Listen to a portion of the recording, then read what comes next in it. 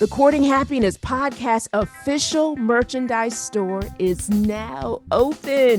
I am so happy to be able to share that with you. I'm Dr. Kortni Alston. I'm so happy that you're here. Your support makes a difference. Thank you so much for listening to the Courting Happiness podcast. You know, it's so hard to believe that we started in 2020, and because of you, we've grown worldwide in the United States, India, Ireland, Australia, the United Kingdom, and more. Because of you, we've interviewed best-selling authors, scholars, podcasters, TEDx speakers, and entrepreneurs making a global impact. Because of you, FeedSpot has named Courting Happiness one of the top 80 podcasts for workplace and happiness. Because of you, the podcast is helping people and organizations with their well-being one episode at a time. We share positive psychology, work from thought leaders, and inspirational stories that create inclusion, belonging, and the value of optimism.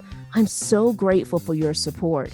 Your purchase in this store contributes to producing the Courting Happiness podcast and your commitment to the shared mission of helping with spreading workplace well-being and a happier life.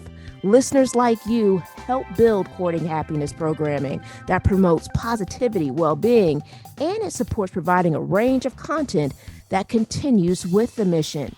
We need your support to continue to grow and create content that spreads happiness.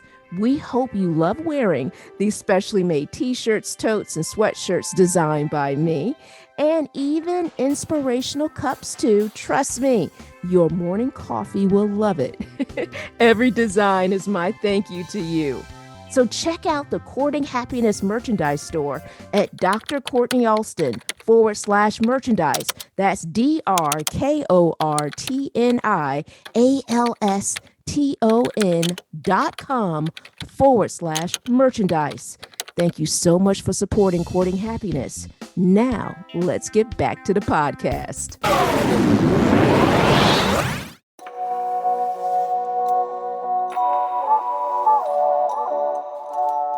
Welcome to the Courting Happiness podcast. This is a space where self-care becomes part of your day. A space where you learn evidence-based strategies to help your life, share it with those you love, and cultivate well-being at work. I'm your host, Dr. Kortni Alston. I'm a former news director, television reporter turned happiness scholar, TEDx speaker, and transformational trainer.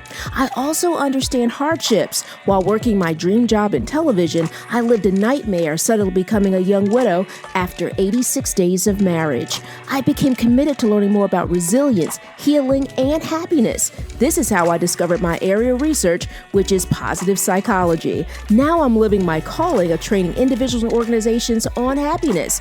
And my new chapter begins with being happily engaged. The Courting and Courting Happiness is about a true courtship. I like to say commitment with happiness. The K in courting stands for the vulnerability of sharing my story, inspirational interviews with phenomenal people, the infusion of positive psychology, and so much more. You'll learn how to commit to your well-being one episode at a time. I hope you subscribe and share.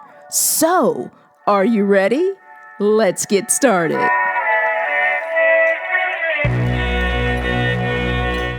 Welcome to episode 91. I'm Dr. Kortni Alston. Thank you so much for listening. I am so happy that you're here. You know, there's nothing like people coming together and sharing information, right? Mainly when it's focused on something positive, or better yet, positive gossip. I said it. I said it, positive gossip. And often when we think about gossiping, you know, it has a negative connotation, right? Well, I found this article fascinating, and you can read it in its entirety by visiting drkortnialston.com/podcast/episode 91. It's written by Kori Miller, and she writes it for positivepsychology.com, and it's with the headline, "What is positive gossip?" plus 7 examples. And we're going to talk about that article today. Well, Miller cites Kim Fox, who defines positive gossip, or really gossip, as evaluative talk about a person who is not present. So evaluative talk about a person who is not present. Think about that definition for a moment, right? So Even though when we say gossip, in most cases, many of us are referring to it as something negative, right? But when we take a look at Fox's, definition that comes from Eder and Inc., it's evaluative talk about a person who is not present. So most gossip is about who did what and perhaps with whom, or it can also be about providing advice, right?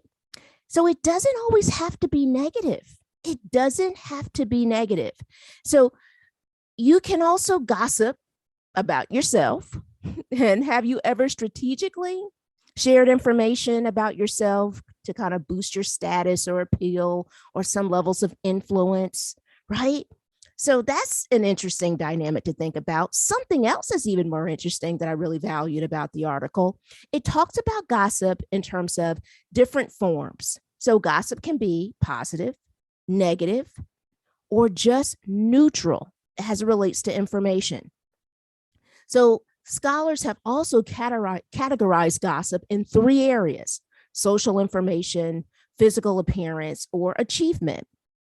Now, what was interesting is also the article talks about 2 scholars, Robbins and Caron, in discovering their research that people who gossip tend to be more extroverted.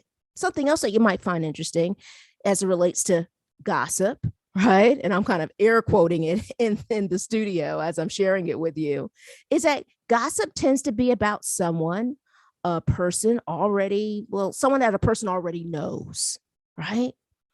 And actually, researchers found this, that gossip is usually neutral, which I also found interesting. But negative gossip is twice as common as positive gossip. Negative gossip is twice as common as positive gossip. But we're going to change that today here on Courting Happiness. We're going to promote positive gossip. And I'm going to share some examples that so you can kind of create that ripple effect, right? In terms of your work, your community, and those in your world. Also, I want you to think about it as this. Instead of negative gossip, we're going to promote positive gossip. And I like to say one positive statement at a time. And so these are some examples that the article shared, Miller's article, that I wanted us to talk about today. And then I wanted to share some of my insights, even more insights as it relates to some of these scenarios. So here they are. A coworker completed a project on time or under budget. A powerful statement that shared in an article can be qualifying, really qualifying their value. So she's excellent with time and resource management, right? So really valuing this person by saying, wow, just again, sharing a positive example, right? We're going to promote positive gossip, one positive statement at a time, but sharing the value as it relates to she's excellent with her time and resource management, which is very, very powerful, I should add. Also, another scenario that was shared is a coworker received a promotion. Some positive gossip could be telling others why the person deserved this promotion. Why did they deserve it?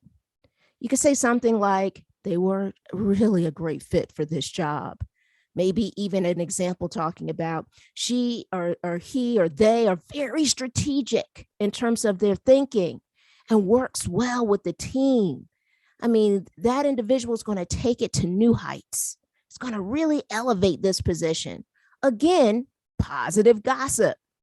So here are some best practices that will help level up your meeting with your team. But before I get to that, I want to share something that I've been thinking about in regards to this episode.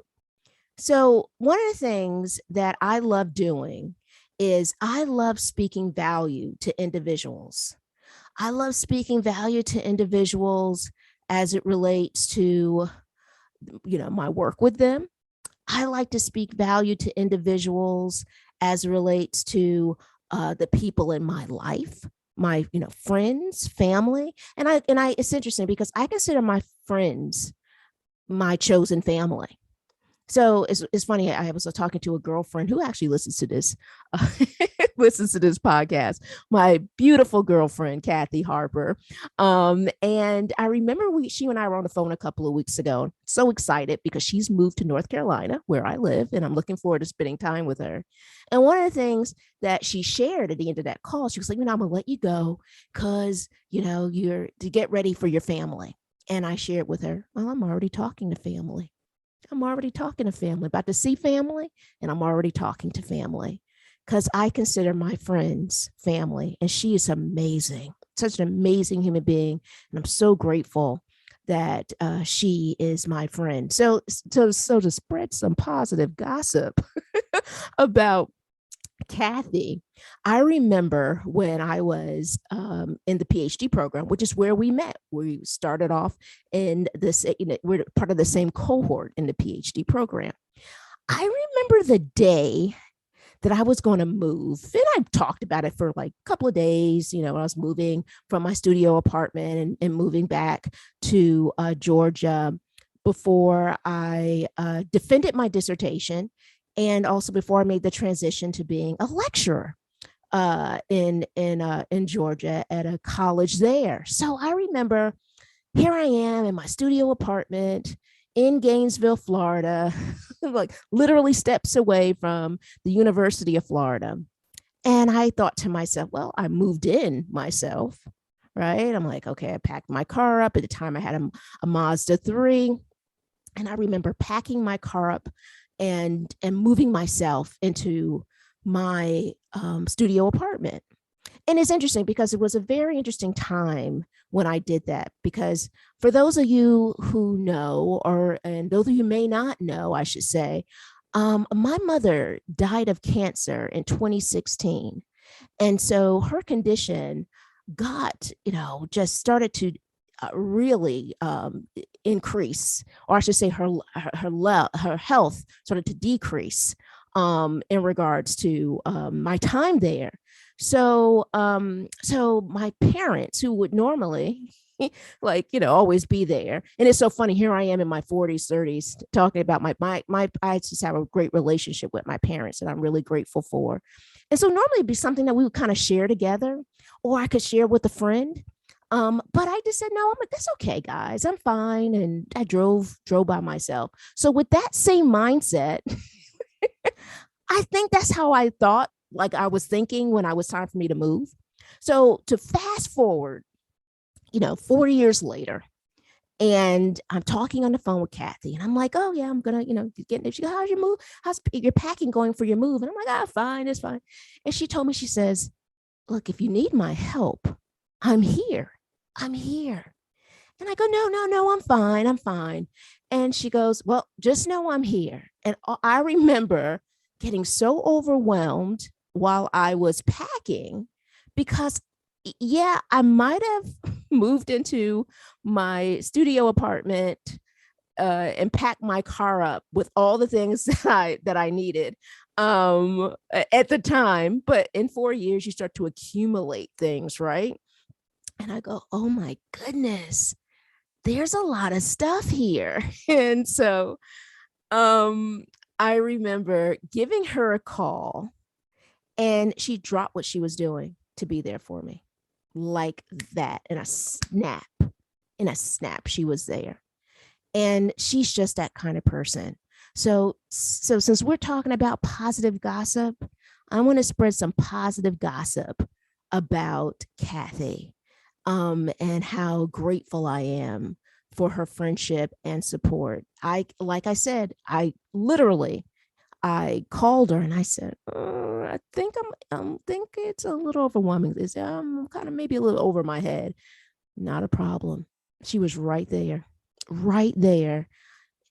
just there to support. And she's been that way for years in terms of our friendship. So I'm so grateful for her. And I love that she listens, and she'll tell me about some of the episodes and share what resonates with her. And I love that. She's just an amazing being, and I'm just so grateful for our friendship. And so as I'm sitting here talking with you, I'm looking at actually a gift that Kathy actually, I think it might have been maybe a year or two. She purchased this beautiful inspirational cup, and that just speaks to her. She's just this amazing person, that pours into individuals, pours into me. And I'm so grateful that we can pour into each other. So that's just some positive gossip, positive gossip about my dear friend, Kathy Harper, who is an incredible friend and executive, by the way, who also, like myself, has an MBA, but she's simply the best. So I could talk about her all day, as you can tell. I can talk about her as chosen family, right? I could talk about her professionally. I could talk about her on so many different levels as it relates to her being just an incredible human being. And that to me is gossip, or should I say positive gossip, worth sharing. So now let's talk about what positive gossip can look like if you're a manager, right? Some best practices to kind of help you level up your next meeting with your team. So Miller gives some examples. She talks about for your weekly meetings, you can have someone share something positive that they observed about a coworker. Now, she also mentions that you could do it anonymously or have them read, as a group. I actually love this idea. I love the idea of having people share it in the meeting. I love the idea of it being very inclusive. I'm all about inclusion. One thing about me, I value the three S's. I value people being safe, seen, and supported. And so inclusion is so important, to be inclusive. So I would highly recommend making sure everyone in the room is seen, meaning when this activity happens, that is not just we're recognizing one person or two people or three people, which is great. But I say, let's recognize the room. And one of the things that I value about positive psychology is about really valuing our strengths. So identifying what those strengths are that are in terms of your team and discussing them, spreading some positive gossip, right? About really I often share this as training sessions, how I consider strengths kind of our superpower and really talking about their superpower. So I love what Miller shared, but it made me even think about how to continue to build off of that idea. So well done. I really, really value this article that she's created, that she's written. Another example that she shares, she calls it hunt positive. You can have team members share positive things as they observed in the office, and mentioning it on sticky notes and recognizing positivity. I love that idea as well. I also love the idea of people being able to really spend some time looking at what has been done well. Because sometimes I think when we're going through certain things internally, right, within an infrastructure, we can spend a lot of time focus on what we need to improve on, what hasn't gone well, which is all very important, right, in terms of building and developing your strategy or solutions oriented approach. But what's also important is spending some time looking at what's been done well. And sometimes along the way, it could be challenging to remember it, right? Just like earlier, Miller talked about in terms of the research, how, negative seems to win over as it relates to some positive, gossip, right? But I think in terms of us challenging that and really making sure people feel seen, safe, and supported is looking at those strengths that have really helped build, and grow the organization, maybe the department, whatever your infrastructure looks like. I could also see this being done with families. How about a family reunion when that's really creative in terms of seeing the strengths of the family, right? All the beautiful things that make up this family. And I could also see that certainly in the workplace, all the great things that were achieved, even some things that you haven't thought about lately. And I love the idea of doing it in a work format and just having people being able to kind of have a visit, right? Revisiting some of these achievements and letting them also really spend time with valuing those achievements. Kind of in positive psychology, we call it savoring the moments, right? And I would also believe in terms of this activity really being great in regards to increasing positive emotions. Right. So I love this hunting or hunt positive. I kind of put my own spin on it again, really inspired by what Miller has written in this article. And again, you can read it in its entirety by visiting our website at drkortnialston.com/podcast/episode 91. That's Dr. Kortni Alston /podcast/episode 91.